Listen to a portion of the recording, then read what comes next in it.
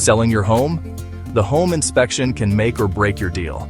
But with the right preparation, you can turn it into a smooth success. First things first, turn everything on.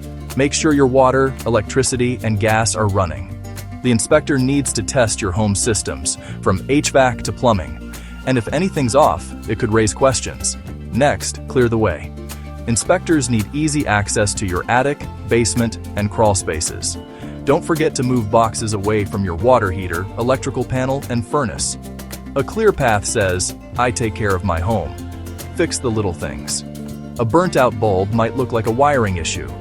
A leaky faucet can seem like a plumbing problem. Tighten, replace, and repair small items before inspection day.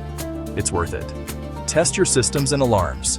Run the dishwasher, oven, and dryer. Check your smoke and carbon monoxide detectors. A quick check can prevent embarrassing surprises. If you have pets, keep them safe. Crate them. Or better yet, take them out during the inspection.